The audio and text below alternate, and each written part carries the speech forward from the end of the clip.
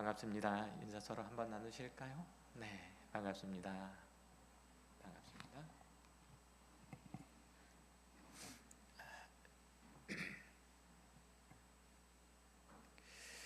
엊그저께 눈이 왔는데도 그래도 봄 기운이 완연한 것 같습니다.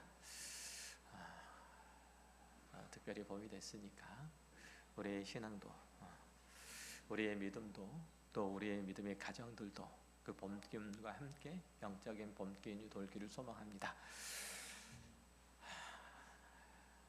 특별히 40일 새벽기도 기간인데 딱 그 절반 지났습니다. 절반이 지났으니까 나머지 절반도 힘을 내서 함께함으로 하나님께서 우리 가운데 크신 은혜와 사랑과 그 거룩하심으로 부어주신 하늘의 신령한 은사가 우리 교회 가운데 속해 있는 모든 가운데 가정 가운데 충만하게 빕니다.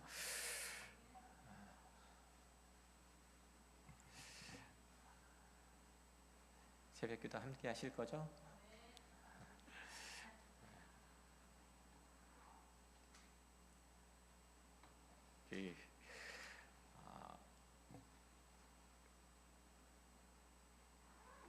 제가 40일 새벽기도 할 때마다 오늘은 40일 새벽기도에 가까운 교회 40일 새벽기도에 중에서 19번째 날입니다, 20번째 날입니다 하는 얘기를 못할 때가 있어요.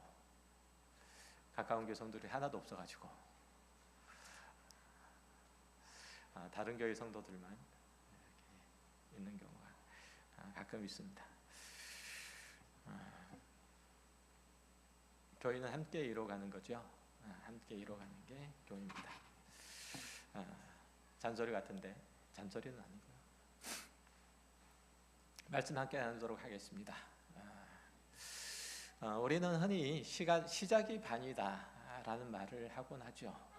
어떤 일을 결단하고 또 첫 발을 떼는 것이 그만큼 어렵지만 또 중요한 일이라는 뜻일 겁니다. 신앙생활도 마찬가지죠. 죄의 종로를 타던 우리가 하나님의 자녀로 거듭나고 또 세상에서 살던 그 습관과 그 가치관을 등지고 주님을 따르기로 결단해서 믿음의 홍해를 건너기로 한 사건, 그것은 우리 인생에서 가장 위대하고 결정적인 시작이죠. 그러나 오늘 본문은 우리에게 매우 불편하고 또 어떤 의미에서는 매우 당혹스러운 질문을 합니다. 홍해를 건넜다고 해서 모두가 가나안에 들어갔는가라는 거죠. 시작이 반일지는 모르겠지만 광야 40년 여정에서 쓰러지고 만다면 그 시작의 감격은 결국은 비극으로 끝날 수 있다는 엄중한 경고인 셈이에요. 오늘날 많은 성도들이, 기독교인들이 구원의 확신이라는 그 이름 아래 영적인 안일함에 빠져 있죠.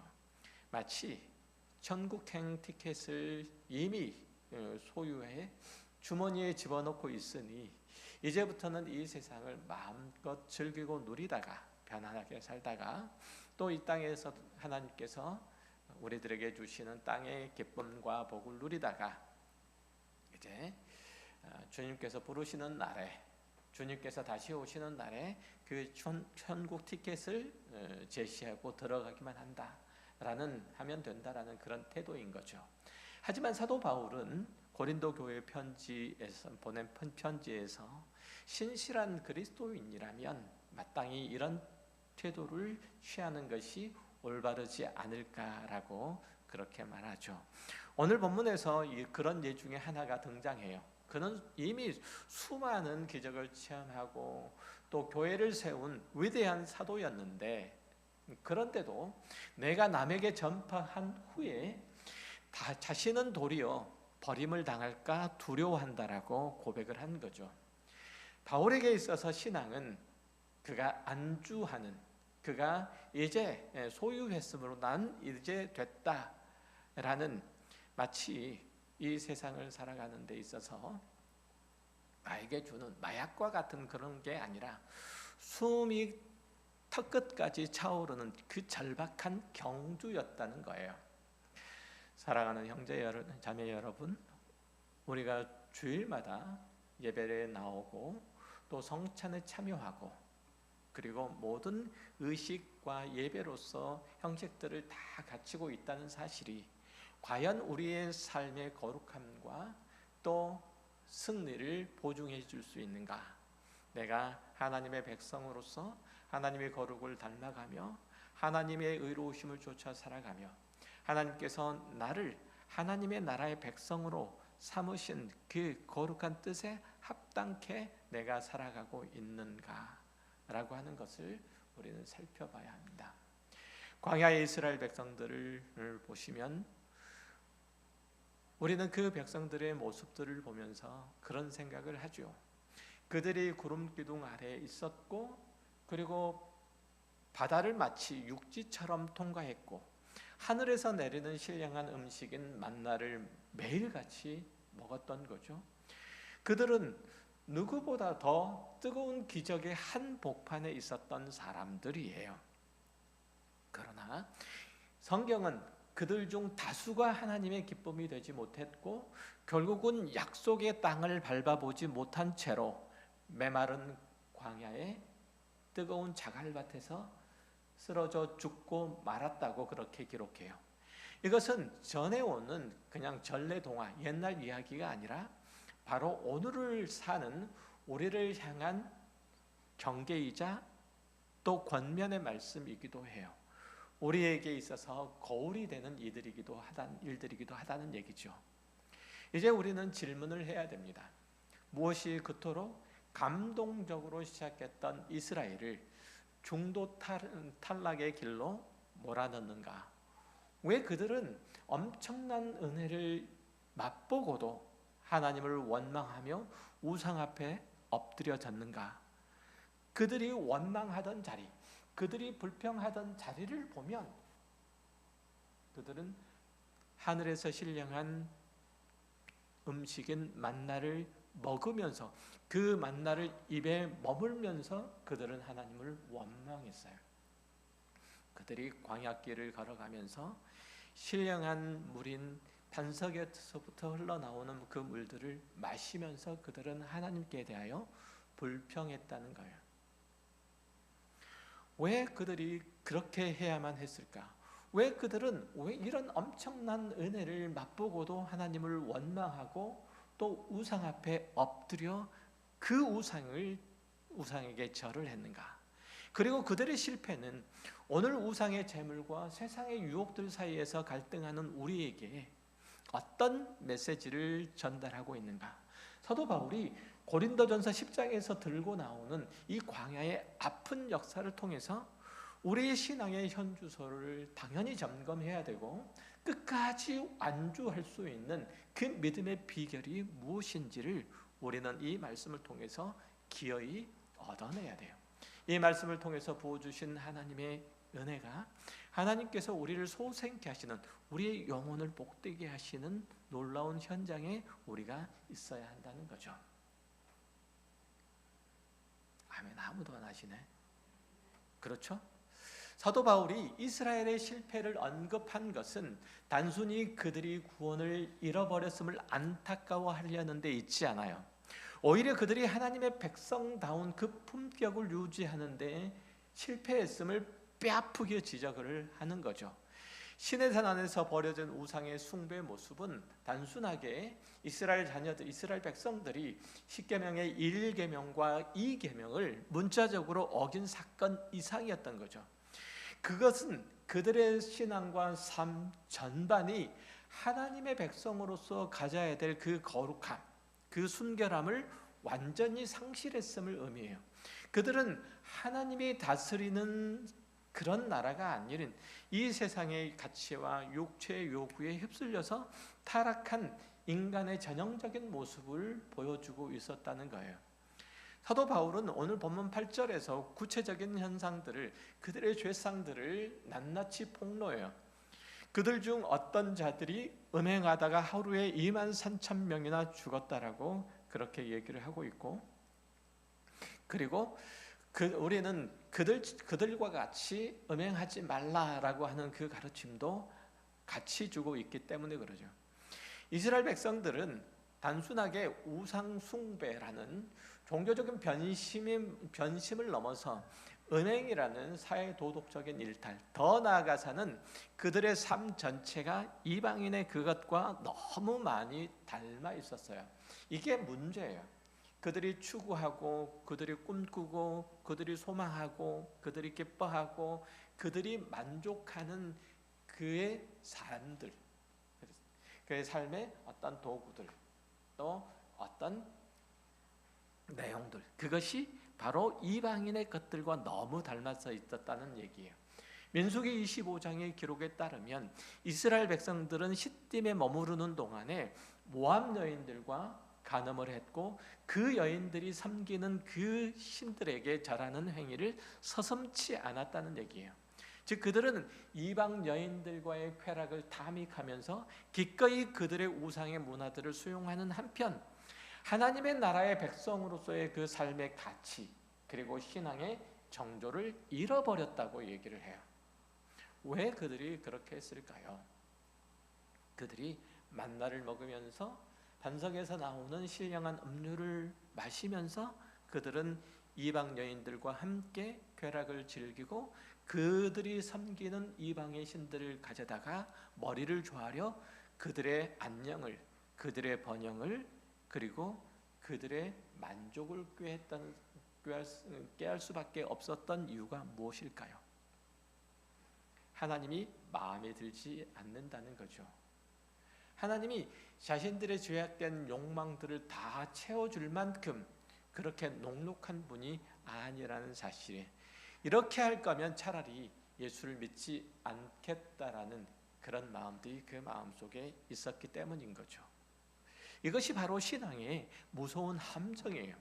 이스라엘 민족은 종교적으로는 요한 신앙을 갖추고 있었을지는 몰라도 삶의 방식과 목적과 그 삶의 실체는 하나님을 외면하고 있었다는 거예요. 오히려 우상을 숭배하면서 세속의 쾌락을 일삼는 이방 민족들의 생활에 동화되어 버린 거예요. 그래서 그들은 신앙의 본령마저도 놓쳐버렸고, 하나님의 백성으로서의 그 구별됨, 그 거룩함은 심히 훼손되어 버렸던 거예요. 마찬가지로 고린도 교회 성도들이 우상의 제물을 먹는 그 행위 자체로서는 크게 문제가 될 게 없었지만, 그것이 무엇으로부터 비롯되느냐, 어떤 그들의 마음 또 신앙의 태도로부터 출발했느냐라고 생각을 해보면, 결국은 그 모든 행위들이 자기를 과시하고 자기를 자랑하는 자기중심성, 이것을 성경은 얘기하기를 세속성이라고 얘기를 해요. 이 자기중심성, 더 나아가서 자기를 숭배하는 그 마음들, 그 실체를 드러내는 것이었기 때문에 그게 큰 거였던 거예요. 고린도 교회 성도들이 앞다투어 자기의 신앙을 자랑하느라, 과시하느라 연약한 형제들이 실족하게 된 것을 두고도 아무런 죄책감을 갖지 못하는 거예요. 그건 곧 광야 이스라엘 백성들이 저질렀던 음행과 우상 숭배의 변주곡이 될 뿐이었다는 거죠. 그러나 아쉽게도 고린도 교회 성도들은 그 사실들을 몰랐어요. 자신들이 무엇 때문에 이러한 신앙의 실패를 거듭하고 있는지, 아니 그것이 신앙의 실패인지조차도 그들은 인지하지 못했다는 거예요. 오늘 본문 5절은 비극적인 선언을 담고 있어요. 그러나 그들의 다수를 하나님이 기뻐하지 아니하셨으므로 그들이 광야에서 멸망을 받았느니라. 이 선언의 배경에는 민수기 14장과 21장에 기록된 가슴 아픈 사건들이 자리하고 있어요. 가데스 바네아에서 12 정탐꾼이 돌아왔을 때 여호수아와 갈렙을 제외한 10명은, 이스라엘의 10명의 정탐꾼들은 부정적인 그 전망들을, 보고를 쏟아냈죠. 가나안 땅의 거인 부족인 아낙 자손들에 비하면 자신들은 메뚜기와 같은 존재이니 도무지 그 땅에 들어가서 그 땅을 차지할 수 없다고 얘기를 한 거예요. 이 백성들은 모세와 아론을 원망하며 부르짖었죠. 차라리 애굽에서 죽었거나 이 광야에서 죽으면 참 좋을 텐데 왜 우리를 여기까지 와서 여기까지 인도해내서 칼에 맞게 맞아 죽게 하느냐? 그들은 급기야 새로운 지도자를 다시 세워서 종살이하던 애굽 땅으로 돌아가자고 난동을 피운 거예요. 이거는 자신들을 구원하시는 그 하나님의 능력을 정면으로 부정하는 모독이었어요. 하나님께서 그들을 왜 구원하셔서 가나안 땅으로 이끌어 가고자 하시는지 그들은 외면했던 거예요. 결국은 하나님은 그 불신과 원망에 응답하셨고 그 세대가 약속의 땅을 보지 못한 채 광야에서 죽게 하셨죠. 그것은 이스라엘 백성들이 소원했던 바와 다르지 않아요. 차라리 애굽 땅에 가서 여기서 죽든가 애굽 땅에 가서 애굽 땅으로 가서 종살이하는 편이 더 낫겠다라는 그런 생각이 그런 거죠. 또 민수기 21장에 보면 에돔 땅을 우회해했던 험한 여정들 때문에 이스라엘 백성들이 다시금 하나님과 모세를 대적을 해요. 어찌해서 우리를 애굽에서 인도해내서 이 광야에서 죽게 하는가? 이곳에는 먹을 것도 없고 물도 없도다. 우리 마음이 이 하찮은 음식을 싫어하노라. 만나를 하찮은 음식으로 비하하면서 하나님의 돌보심을 원망하던 그들에게 하나님께서는 불뱀을 보내셨죠. 이처럼 이스라엘의 광야 생활은 끝없는 불평과 원망 그리고 배교의 연속이었어요. 결국 애굽에서 나온 60만 명의 성인들 중에서 성인 60만 명 중에서 여호수아와 갈렙 딱 이 두 사람만 가나안 땅에 발을 디뎠을 뿐 나머지는 모두 다 황량한 광야에서 돌무더기 아래 묻히고 말았던 거예요. 사도 바울은 이 처참한 통계를 고린도 성도들 앞에 내밀면서 묻는 거죠. 너희가 홍해를 건넜냐? 너희가 신령한 성찬에 참여하고 있느냐? 그러나 그것만으로 안심하지 마라. 이스라엘 백성들이 홍해에서 세례를 받고 그리스도를 상징하는 반석에서에 나오는 그 물을 마셨음에도 불구하고 가나안 땅에 들어가지 못했던 것처럼 겉으로 보이는 종교적인 행위가 너희의 최종적인 신앙의 승리를 보장해 주지 않는다라고 얘기를 해요. 물론 이스라엘의 실패가 그들의 구원 자체를 무효화시켰는가라는 것은 신학적인 논의가 필요하겠지만 분명한 사실은 그들이 하나님의 기쁨, 하나님의 자랑, 하나님의 만족이 되는 데는 참담하게 실패했던 것은 사실이에요. 하나님의 백성으로서 마땅히 걸어가야 되는 그 순종의 길들을 걷지 않았기 때문에 그들은 광야에서 엎드러져서 그 시체가 땅에 뿌려지는 그 징계를 받은 거예요. 하나님의 사랑을 한 번 받았다고 해서 우리가 제멋대로 살아도 된다거나 우리가 더 이상 하나님의 은혜를 받을 필요가 없다거나 하나님께서 우리에게 주신 면죄부를 영원토록 받았으니 나는 더 이상 아무것도 하나님께로부터 필요한 것 없다라고 여겨서는 안 돼요. 오히려 참된 은혜를 아는 자는 여호와 하나님을 더욱 경외하게 되죠. 은혜가 클수록 그 은혜에 합당한 삶을 살기 위해서 자신을 처복종시키는 훈련을 우리는 해가요. 한번 보세요. 우리 자신을 보더라도 그렇잖아요. 내가 하나님의 은혜를 깊이 경험하고 하나님의 사랑 안에 사랑을 크게 깨달아 내가 하나님과 깨닫게 되면 내가 하나님과 더 가까이 더 친밀하게 하려고 하고 하나님께서 주신 말씀을 조차 잘 살아가려고 해요. 그러나 내가 그 하나님의 은혜로부터 멀어지면 하나님께서 매일매일 나를 다스리시고 인도하시는 그 자리에서 주춤주춤 뒤로 물러서면 내 삶의 모습은 내 신앙의 모습은 점점점 무뎌지고 형편없어지는 것을 볼 수 있죠. 그렇잖아요. 내가 하나님의 은혜 가운데 있을 때와 그렇지 않을 때 보면 충분히 알 수 있어요. 바울은 그런 의미에서 신앙생활을 권투하는 선수나 달리기 선수의 경기에 비유하며 철저한 자기 절제와 훈련을 강조하고 있어요. 먹고 싶은 대로 먹고 즐기고 싶은 대로 즐기고 신앙생활하는 데 있어서 그 싸움의 승리를 할 수 있다고 생각하는 것은 어불성설이다라는 거죠. 신앙생활은 싸움이에요. 전쟁. 전쟁. 세상과의 전쟁이고 궁극적으로는 나 자신과의 전쟁이에요. 성도의 실체는 이 세상에서 마음껏 누리다가 그 연장선상에서 천국으로 이동하는 안락한 여행객이 아니라 매 순간 자기 자신을 십자가에 못 박는 영적인 싸움을 하는 군사들이에요. 그래서 주님께서도 그렇게 말씀하시죠. 아무든지 나를 따르려거든 자기 십자가를 지고, 자기를 부인하고 자기 십자가를 지고 나를 따르라고 그렇게 말씀하시잖아요. 주님을 따르는 생활은 자기 십자가를 따르는 일, 자기 십자가를 지는 일이요, 그것은 곧 자기를 부인하는 일이에요.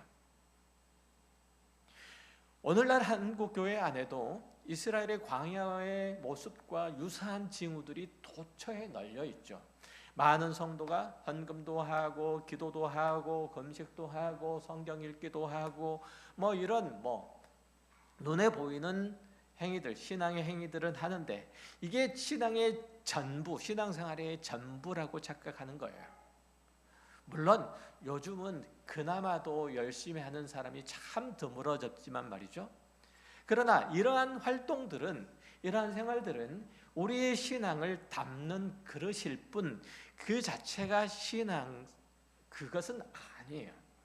정작 삶에서 예수 그리스도의 성품을 닮아가고 하나님의 뜻에 쫓기까지 복종하고 타인을 위해서, 이웃을 위해서, 공동체를 위해서, 교회를 위해서 자기 권리를 포기하는 실질적인 그 신앙에는 무관심한 경우가 참 많죠. 마치 어떤 권투 선수가 시합에는 관심이 없고 어떤 글러브를 낄지, 그리고 신발을 뭘 신어야 할지 여기에만 몰두하고 있는 것과 같아요.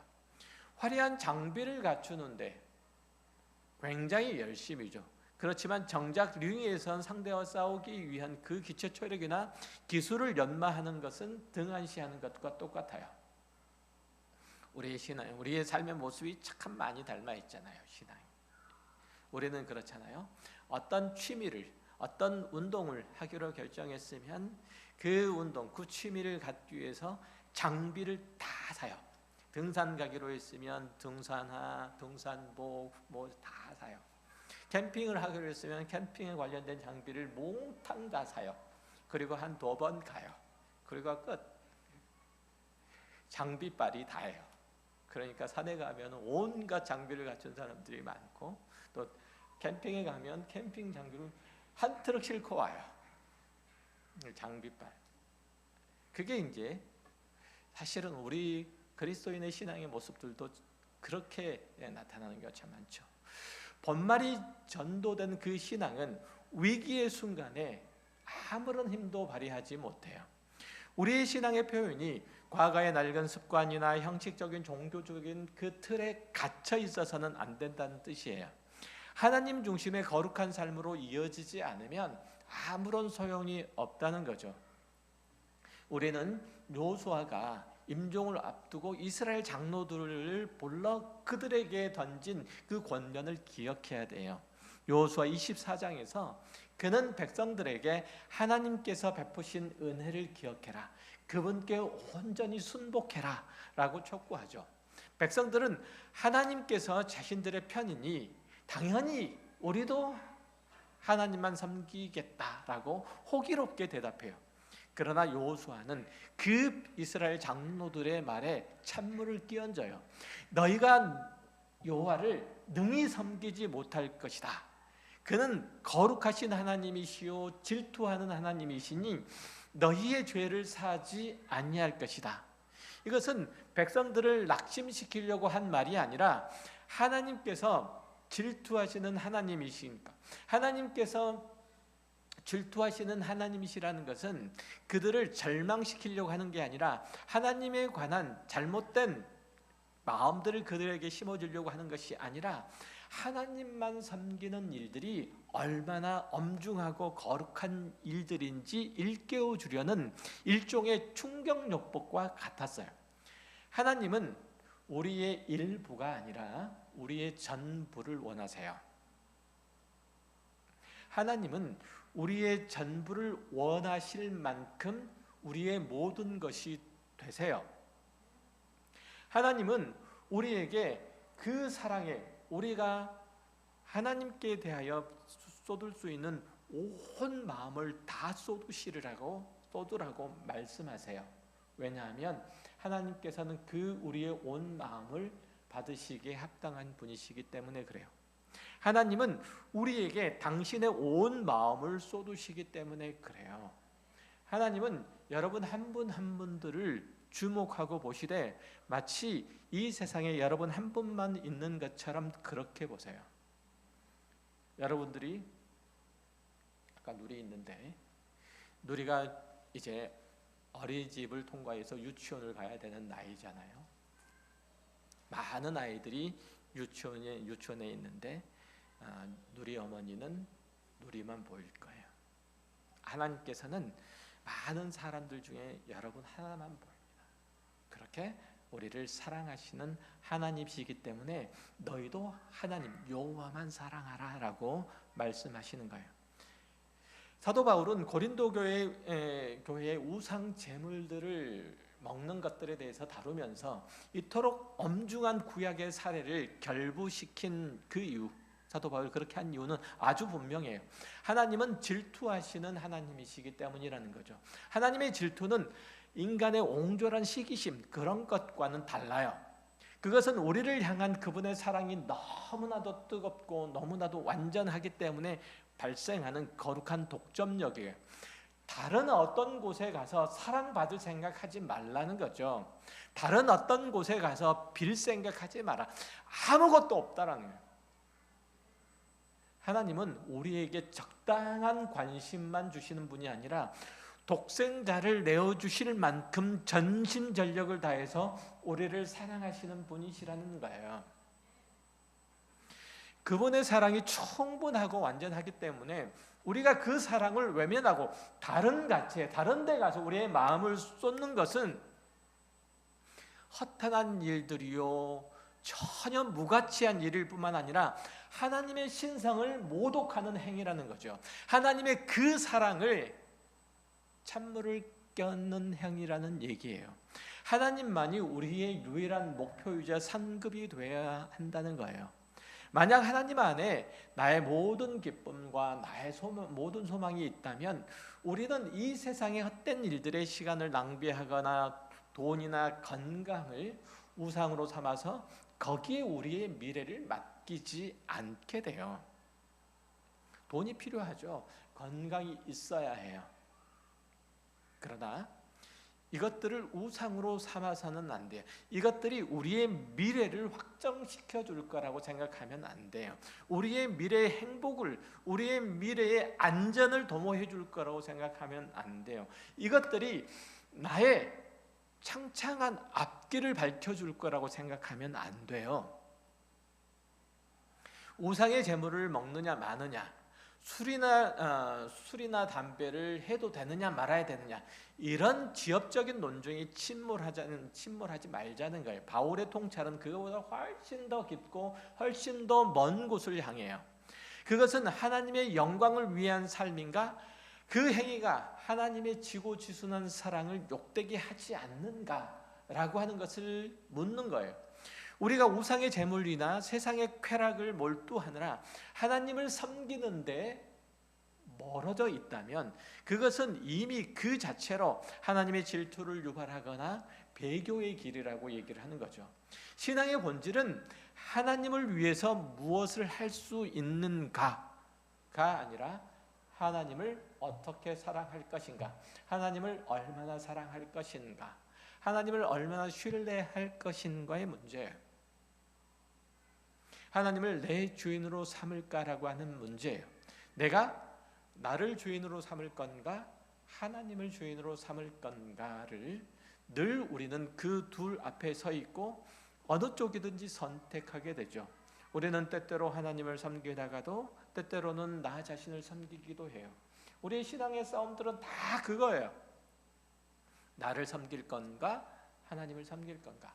우상 숭배는 곧 나를 섬기는 거예요. 나를 섬기는 것.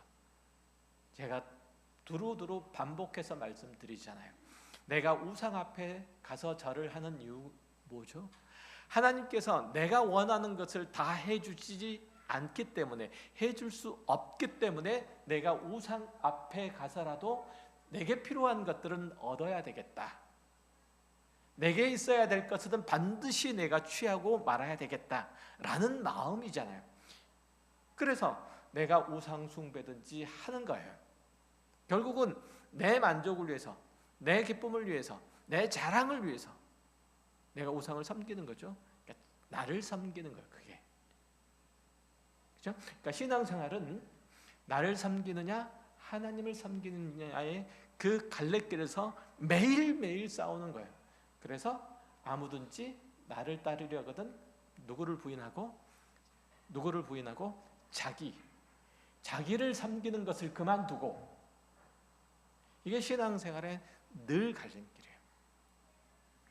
고린도 교회의 가장 큰 비극은 지식의 유무를 가지고 싸우느라고 신앙의 본질인 공동체성을 잃어버린 데 있어서요. 성도의 삶은 하나님의 은혜의 기초에서 그 사랑의 지평을 넓혀가는 그 과정이에요. 신앙생활은 나를 섬기는 것을 그만두고 하나님을 섬기는 대로 나아가는 거예요. 내 신앙이 옳다고 주장하고 뒤처진 형제를 비난하고 실족하게 하는 것, 그 이유가 뭘까요? 내가 하나님을 섬기지 않고 나를 섬기기 때문에 그래요.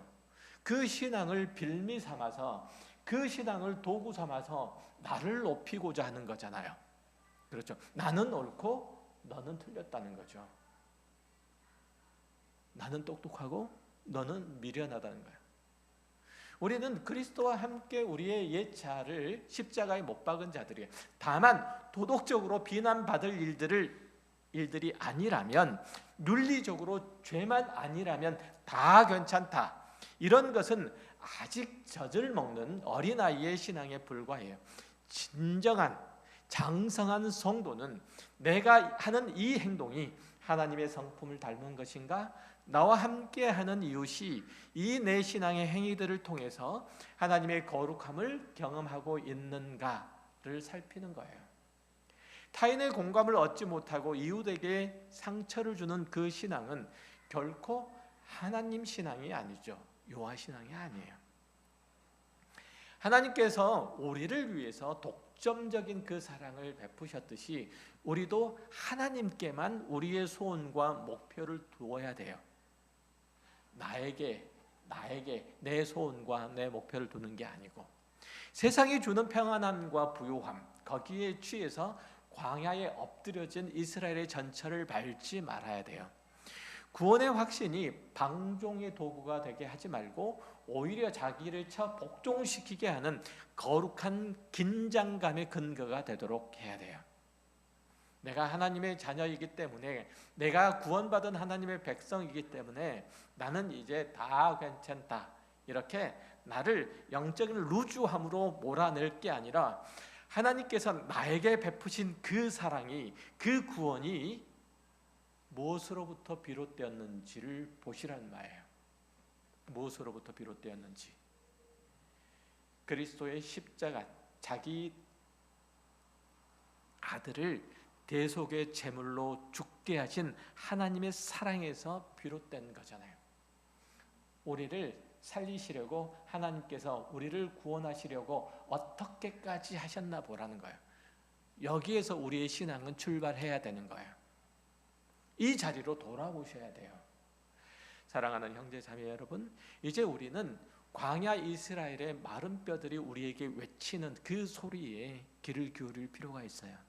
그들은 홍해를 건넜지만 가나안 땅에는 이르지 못했어요. 그들이 다 구원을 받지 못했다라는 말씀을 드리는 게 아니에요. 그것을 평가하자, 판단하자는 게 아니에요. 여러분도 역시 마찬가지로 실패하면 다 지옥 가고 말 거다, 이런 말씀을 드리는 게 아니래요. 그들의 실패는 능력이 부족해서가 아니었어요. 하나님의 은혜가 모자라서 그런 게 아니었어요. 하나님의 베푸신 기적이 모자라서 그런 게 아니었어요. 그들의 실패는 단 하나, 그들의 인생의 주권을 하나님께 끝내 내어드리지 않았기 때문에 그래요. 몸은 애굽을 떠났지만 마음은 여전히 애굽의 그 쾌락과 풍요를 그리워했고, 눈앞에 고난이 닥칠 때마다 광야에서 함께 하시는 하나님보다 애굽의 금송아지, 그 금을 더 소중히 여겼단 말이에요. 그 금을.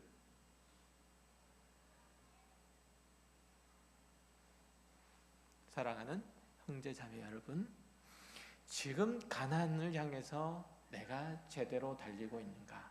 아니면 구원의 확신이라는 이름의 안락 의자에 앉아서 광야의 뜨거운 태양을 피하고만 있는가? 내 신앙은 과거의 어느 한 시점에 홍해를 건넌 그 사건으로 완성되지 않아요. 여러분의 신앙이 그렇게 완성되지 않아요. 신앙은 오늘 내가 마시는 이 신령한 음료, 즉 그리스도라는 반석 위에서 날마다 나를 쳐 복종시키는 이 현재 진행의 치열한 싸움이에요. 우리가 이 경주를 완주할 수 있는 그 비결은 내 의지나 내 결단에 있지 않고, 내 육신의 평안함에 달려 있지 않고, 내 육신의 만족에 달려 있지 않고, 내 이름을 높이는 데 달려 있지 않아요.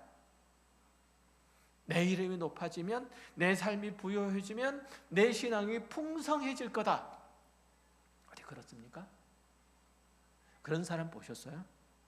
과거에는 아주 굉장히 어렵고 힘들었는데 하나님께서 나에게 물질의 건강의 축복을 주셨으므로, 복을 주셨으므로 이전보다 더 열심히 섬기고 더 하나님을 사랑하고 더 하나님을 찬양하고 그것이 점점 더해 가더라. 이런 사람 보셨어요? 그런 사람 보셨어요? 혹시 보셨나요? 없잖아요. 과거에 얻은 그 은혜와 그 사랑이 때문에 그것이 오히려 더 내가 물질의 그 부요함들을, 내 건강함들을 얻었기 때문에 더 쉽게 무너지는 사람들은 여러 봤지만, 그죠? 그게 우리예요. 그게 인간이에요.